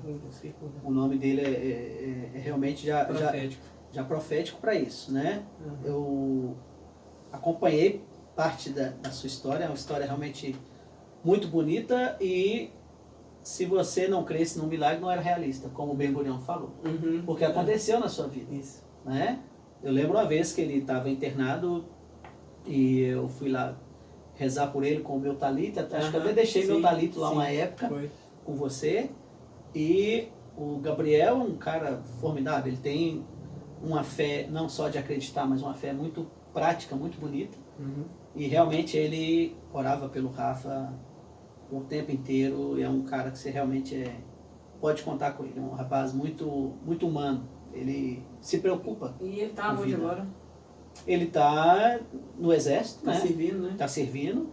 Ele está na época dele de servir. Ele é de uma unidade secreta do exército, que eu não posso falar, mas tem trabalhado bastante. 18 horas por dia. Eita! Está bem puxado. Estamos passando por um período bastante difícil em Israel, mas a gente acredita que vamos sair dessa, né? O povo de Israel é um povo muito resiliente. E vamos sair. Né? É uma palavra que tem falta, eu vejo, tem falta no Brasil. A palavra resiliência parece que é uma língua totalmente desconhecida no Brasil. Porque os jovens, adolescentes, os meninos estão com baixa resiliência, mas estão muito, muito, muito frágeis. Eu não digo frágeis assim de estar afeminado, não é isso, né? É frágil de estar, não consegue, sabe, um impacto negativo, eles já desabam, já entram em depressão, né? E precisam. E assim, a gente vê, é uma coisa tá bem complicado. A geração da idade da minha filha, assim, né? Os meninos estão passando por uma fase muito problemática. Isso é uma coisa que eu acho que Israel tem uma história muito boa de resiliência para poder ensinar para nós brasileiros, porque a gente está perdendo um pouco dessa noção. Eu acho que deveria pegar um pouco da história de Israel, a história antiga de Israel e a história mais moderna de Israel, e enxergar nisso aí uma inspiração. Eu não sei o quanto isso foi projetado em Israel ou se surgiu de forma natural por todos os problemas que passou, mas muitas famílias pós-guerra, pós-Segunda Guerra Mundial, que chegaram em Israel, chegaram sem os pais, né? Sobreviventes do Holocausto e tal, então foram trabalhar em fazendas agrícolas e a vida não foi fácil, né? E a vida hoje em Israel também não é fácil. As pessoas, eu trabalho mais aqui do que no Brasil, na verdade. As pessoas trabalham muito, não tem aquele negócio de carga horária de 8 horas, as pessoas trabalham 10, 12 horas, e querem fazer, e querem construir, e o país está crescendo, e eles querem que o país floresça. Então a gente tem técnicas de gotejamento com sais minerais, junto com água no deserto, plantações inteiras que o lugar era deserto. Essa própria cidade aqui que eu moro, de Ashkelon, era areia pura. A cidade é maravilhosa, uma cidade linda. Então o povo realmente que trabalha. Mas uma coisa que eu reparei, quando eu vim para Israel, a Hannah tinha 3 anos de idade. E tem muito parquinho para criança, muito. Parece que a cidade foi projetada pelo Maurício de Souza, da Turma da Mônica, de tanto parquinho. Mas não tem nada assim de proteçãozinha demais, sabe? Os meninos caem mesmo, tem uns negócios altos, uns escorregador sem proteção, uns negócios assim... Fica maluco aqui. Fica louco. Aí ficam umas mães lá assim, mas sabe, os meninos tomam uns capotes. Minha filha caiu 2 metros de altura. Caiu lá, levantou, sacudiu a poeira e continuou, porque se chora, os outros meninos já estão olhando. E não sei se é isso. Agora, quando você chega na época do exército, os meninos eles assumem responsabilidade muito novos. Meninos com 19, 20 anos de idade já são sargentos que já estão liderando um pelotão. Com 26 anos de idade, o cara é major. No Brasil, o cara é major lá por 40. Não, 26 anos lá, o cara é major. Ascensão muito rápida na carreira militar. E eles têm que assumir responsabilidades muito cedo. Né? Meu filho trabalha com coisas extremamente complexas que eu falo, olha, na minha época, não sei se era por... Eu não teria a mesma capacidade de fazer o que ele faz, eu não tinha as mesmas ferramentas, a informação que esses meninos têm hoje, né? E até que Israel criou-se assim, poxa, essa aí é uma geração meio de internet, TikTok, se surgir aí uma coisa mais pesada, eles não vão dar conta. Geração de heróis. Estão fazendo um trabalho fantástico, estão dando a vida deles para defender o Estado, porque as pessoas estão de orgulho desses caras. Você lembra naquela época, quando foi construir o tabernáculo, Moisés teve que falar para o povo, chega de trazer coisa. Trouxeram muita coisa, já tem muita coisa, está sobrando. Aconteceu isso agora. As pessoas levaram tanta coisa para os soldados, de alimentação, de capacete, de colete esse de cerâmica, que ele é muito melhor. Pessoas do mundo inteiro se mobilizando para isso, que o comandante do exército vai falar, chega, não mandem mais coisas. De tanto orgulho que as pessoas estão, desses meninos, 18, 19, 20 anos de idade, são heróis. Dando sangue, literalmente, muitos faleceram, que sejam abençoadas as suas memórias, e realmente para defender, porque eles sabem que essa terra, você não tem para onde ir. Quando a Rússia ela foi invadida, não só por Bonaparte, mas também pelos nazistas, eles iam mais para o interior da Rússia, queimavam as plantações e esperavam o inverno chegar. Em Israel, se a gente arredar um pouquinho, a gente cai no mar. Não tem espaço. Não tem espaço. E do espaço que a gente tem, 60% é deserto. Então, realmente, a terra ela tem que florescer e nós não temos outra opção. Não tem. É um milagre, outro milagre, né, que é esse florescer de Israel, né, essa capacidade de produzir alimento e fazer a terra ficar bonita e tal. Muito legal, bom demais. Mas então, aí agora caminhando para um outro lado, vamos para um outro lado agora. Deixa eu só dar uma conferida ali se esse negócio tá certinho ali.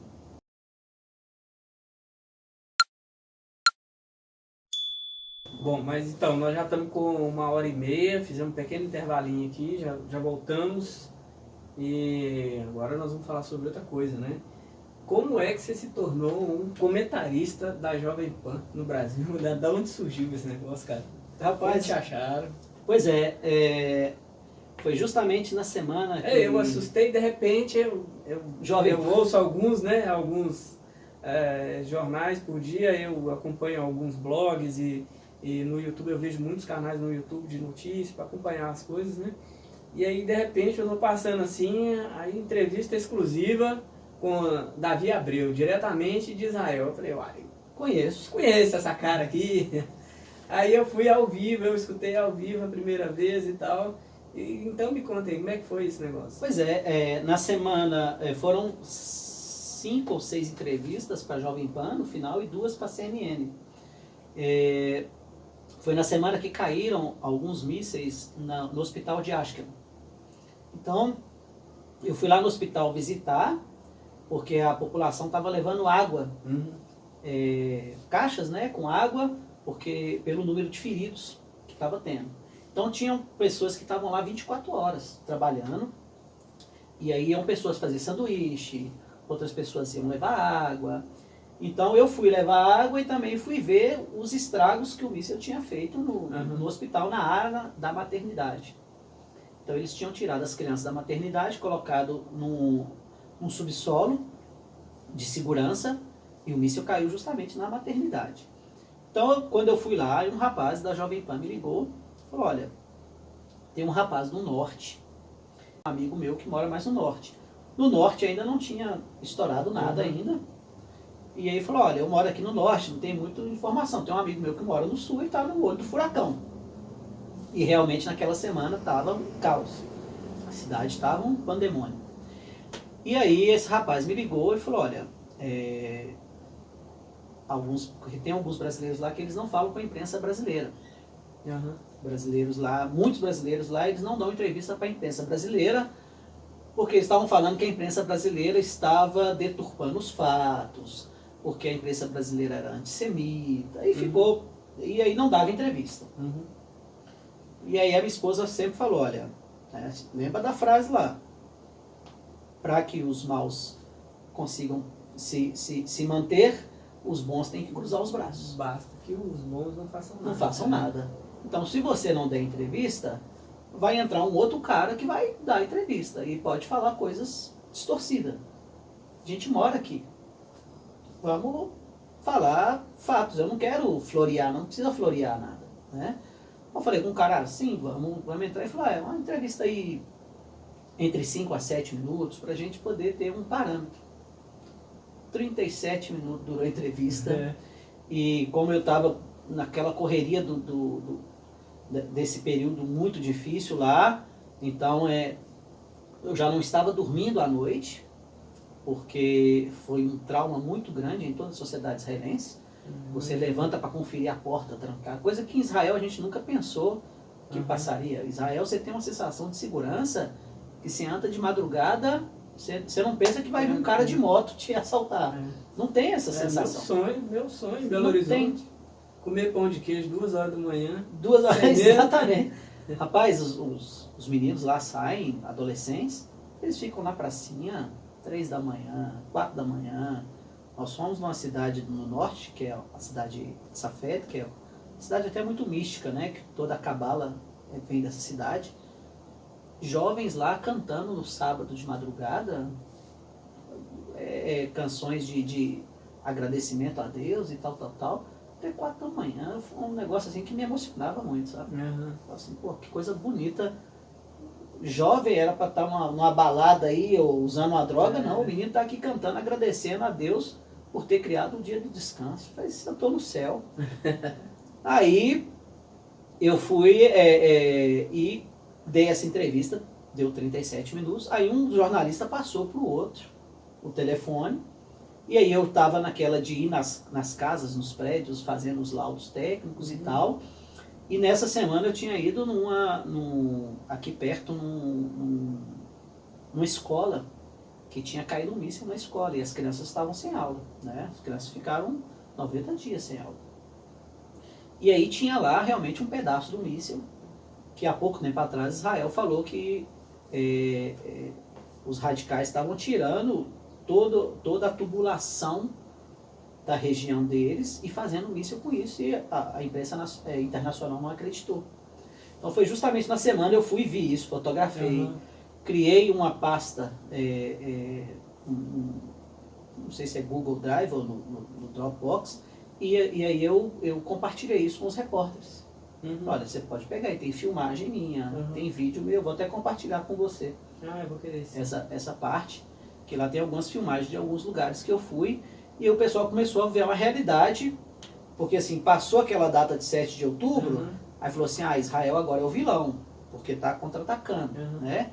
Começaram a ver que ainda a coisa continuava, e que são lançados mísseis contra a população civil, e não importa se é hospital, não importa se é casa, nada, e realmente acho que nós temos 30 segundos. Essas fazendas agrícolas, né, que são chamadas kibbutzim, que são mais ainda ao sul, elas têm 15 segundos. Então, pensa, você está no supermercado, você está na rua, no parque. Agora, essa semana passada, que voltaram as aulas frontais, né, as crianças voltaram para as escolas, 1h30 da tarde, na hora da saída das crianças, chuva de míssil. Porque eles já lançam para causar pânico. O terror é assim, né? Então, isso foi passando de repórter para repórter, e acabou que eu fui entrevista da manhã, entrevista da tarde, aí era de madrugada em Israel, e eu só não dava entrevista no sábado. Falei, olha, eu preciso me desligar, sábado realmente eu tenho que descansar, Porque a primeira coisa que você faz quando você está numa situação dessa, você quer ver as notícias o tempo todo. Então sua cabeça fica naquele mundo ali o tempo inteiro, e coisas ruins, que você não se alimenta de coisa boa. Não vai cansar. E aí foi passando, aí chegou na CNN também, o pessoal da CNN ligou, e quando eu vi já tinha ali dado umas 8 entrevistas, o pessoal começou a me apelidar de correspondente. Já tinha virado correspondente. Correspondente, mas foi uma coincidência assim, muito grande, nunca me preparei para isso, e nem faz parte da minha profissão em si, mas foi um momento que a gente estava vivendo aqui, e aí coincidiu da gente, tentei passar o máximo do que a gente estava vivendo, dos fatos e das coisas do dia a dia. Mas mesmo sem se preparar para isso, eu ouvi muitas entrevistas com muita gente de lá, e realmente assim, não estou puxando saco nem nada não, não é porque eu te conheço, você é meu amigo, e nem nada não. Realmente assim, as informações mais precisas, mais claras, mais esclarecedoras foram as suas entrevistas. Mas você já reparou quando você lê um negócio num site de notícia, aí você lê em outro, parece a mesma frase. Eu não sei se um pega do outro e tal, e vai replicando. Né? Existe até uma teoria para isso aí. Então assim, eu não, eu tentei passar realmente o que eu estava vivendo lá nesses dias, e a gente também viveu o drama das pessoas, que foi coisas muito difíceis, e também muitas histórias bonitas de pessoas que nos convidavam, ou eu convidava pessoas para vir jantar na nossa casa. O cara falou, olha, estourou tudo lá, o cara não tem o que cozinhar, você cozinha, você recebe uma família que você não conhece. Minha família foi dormir na casa de um pessoal que era amigo de trabalho, mas você não tem intimidade.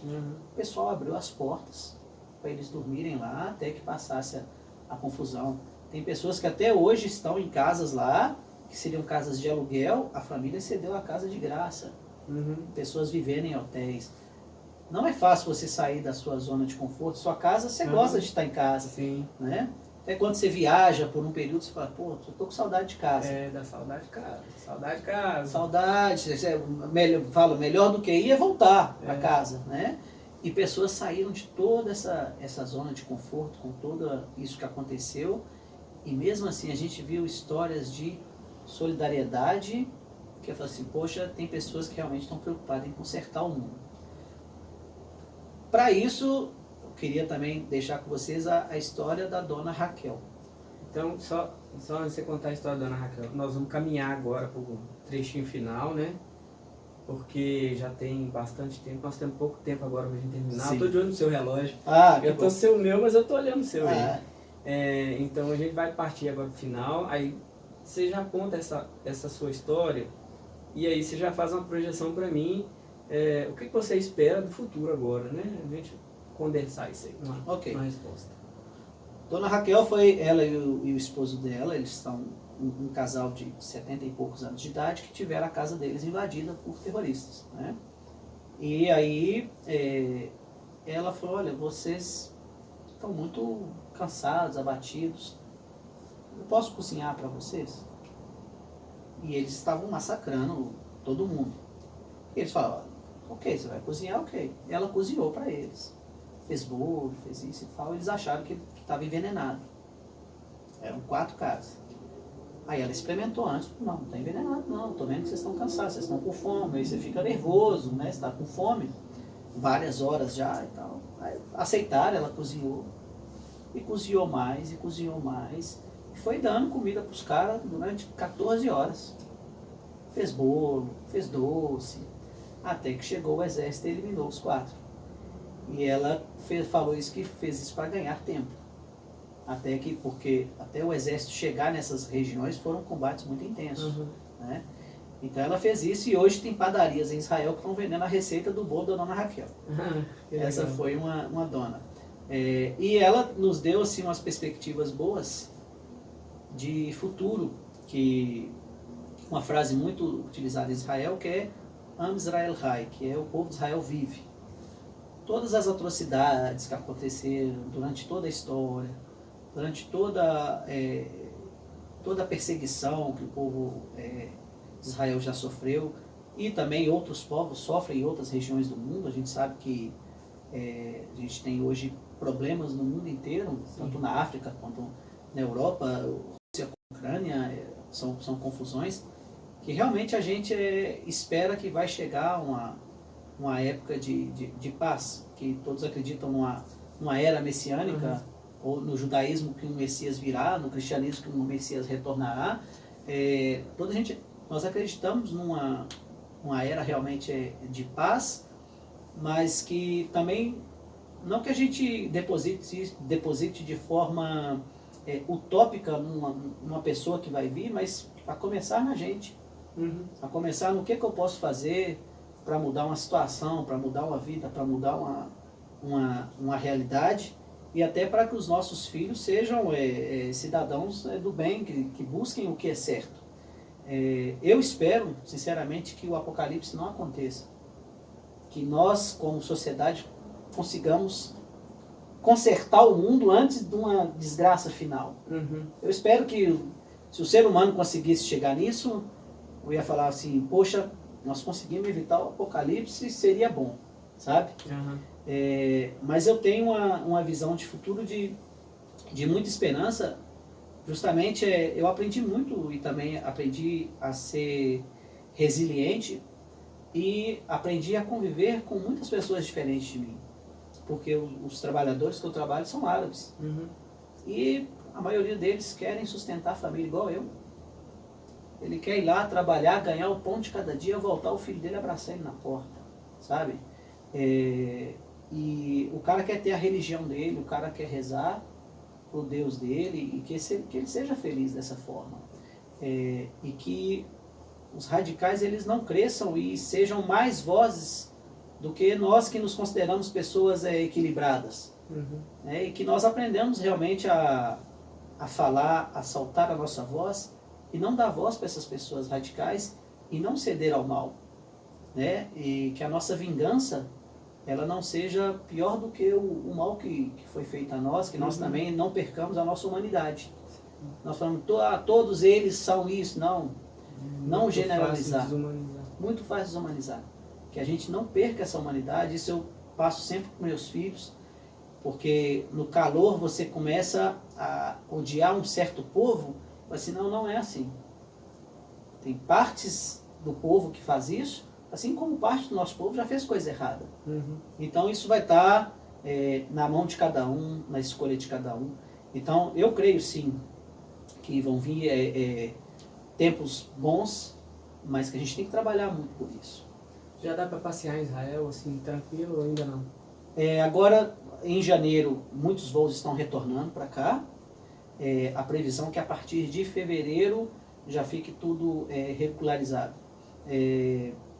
O que está acontecendo no sul está realmente desmantelando toda a estrutura radical que se existia. Eu creio que no norte ainda vai dar uma esquentadinha agora em janeiro, mas lá é mais fácil de chegar a um acordo, porque lá tem um país estabelecido, o Líbano. Então, o Líbano já tem conversado com grupos radicais, falando, olha, vocês vão ser expulsos do país. Então, eu creio que isso já vai começar a melhorar. E Israel é um país muito bem estruturado, não só de defesa para os seus cidadãos, como para receber turistas. Então, eu creio que agora já várias empresas aéreas já estão retornando os voos para cá, e a partir de fevereiro vai ser normal. Então a gente vai ter aí um ano de retomada de crescimento no turismo, que é uma parte importante, né, da economia. Eu acompanho o canal da Israel com a Aline. Aline, dá uma olhadinha aqui no canal, recomenda nós também aí. Nós estamos precisando de inscritos aqui no canal. Vou deixar ela marcada aqui nos comentários, vou deixar o canal dela aqui recomendado também. Inclusive tem que ter da Aline em Ashkelon. Ah, legal. Então, para conhecer a cidade. Bacana. Quando ela vier em Ashkelon, eu espero um dia estar junto pra gente fazer uma entrevista com ela também, né? Bacana. Ou eu levo ela pro Brasil pra fazer lá, né? Para fazer lá, exatamente. Vamos ver como é que vai estar o caixa. Mas beleza, então. E para finalizar agora, né, nos nossos 2 últimos minutos, eu queria que você me respondesse 3 perguntas, né, que eu faço para todos os meus convidados, né? Considerando a nossa jornada aqui na Terra, o que você acha que é essencial levar na bagagem? O que é essencial levarmos na bagagem? Ok, eu creio que o bom nome ele é essencial. Salomão ele escreveu que o bom nome ele é mais precioso do que o ouro e a prata, e o ser estimado mais do que muitas riquezas. Eu acho que você zelar por um bom nome, não estou falando de fama. O bom nome realmente, até mesmo entre os seus familiares, e a sua esposa é o que mais te conhece, então é para a pessoa que não tem como você mentir. Acho que são as duas pessoas, Deus e sua esposa, que são realmente aquelas pessoas que te conhecem. Então o bom nome ele é essencial. Acho que quando uma pessoa ele é esquecida, ela realmente morre. Mas quando uma pessoa ela é lembrada por todos aqueles atos que ela já fez, pelas pessoas que ela ajudou, você nunca vai ser esquecido por esse rapaz, você salvou ele do rim. Esse é o bom nome. Eu acho que isso é o que a gente tem que levar. Mesmo que depois a pessoa não vai lembrar o seu nome especificamente, mas ele vai falar assim, poxa, em tal ocasião eu conheci aquela pessoa. Então, o bom nome, para mim, ele é essencial. Tem que ir na bagagem. Tem que ir na bagagem. E o que não levar na bagagem? O que não levar na bagagem? Olha, eu creio que a gente pode diminuir bem nossos dogmas que são petrificados. Tipo assim, eu tenho isso como verdade absoluta. E quanto mais a gente vai ganhando experiência, a gente vê que muita coisa é besteira você se agarrar em tanta coisa assim que pode causar até uma divisão com amigos, com familiares. Eu acho que deixar para trás preconceitos, discriminações, coisas que você criou na sua mente e que isso te prejudicam durante a sua caminhada, mas só trazem peso para você. Até mesmo a religiosidade, se você levá-la para uma direção errada, ela vai ser mais peso do que uma salvação para você. Vai ser mais peso na bagagem. Mais peso ainda na bagagem. Então, deixar a bagagem mais leve mesmo. E uma frase para que as pessoas leiam daqui a 50 anos e sejam inspiradas por ela. Eu acho que essa que nós iniciamos a nossa conversa, são duas frases na realidade. Essa que nós iniciamos a conversa de que aquele que não acredita em milagres, ele não é realista, porque se a pessoa ela procurar na vida dela, ela vai ver uma manifestação divina em alguns períodos da vida dela. Às vezes a gente não consegue enxergar isso em todos os períodos.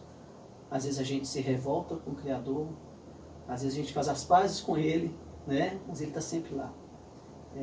Então, se você parar um pouquinho para pensar na sua vida, você vai falar assim, poxa, as probabilidades de eu não existir eram tão grandes, e eu existo.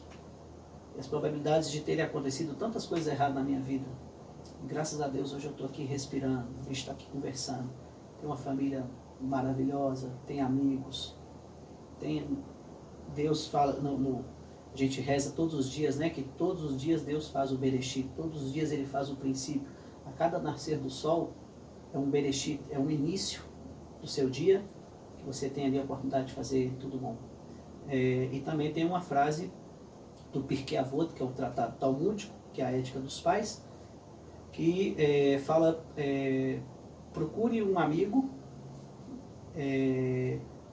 faça o bem com o seu irmão e procure um mestre. Se você achar um mestre que ele é o mesmo amigo, sempre é bom, mas procure sempre uma pessoa para te orientar, não sempre ser o autodidata, mas é uma pessoa que te oriente, uma pessoa que você confie, e fazer um bom amigo, né? Se você contar ao longo da sua vida, você vai dizer, poxa, eu posso contar aqui na mão cinco amigos que realmente eu confio. Invista nessas amizades, não importa a distância ou o tempo, ou quanto tempo vocês não se veem, mas mantenha e saiba que aquela pessoa, quando você precisar dela, ela vai estar ali por você, e você é uma delas também. Obrigado. Te agradecer por isso. Eu fico agradecido demais, né? Procurar esses amigos e sabendo que precisando também da gente, você está disposto a isso e tem certeza que são pessoas que também estão aí por nós. Beleza, bom demais. Obrigado. Eu que agradeço. Valeu demais.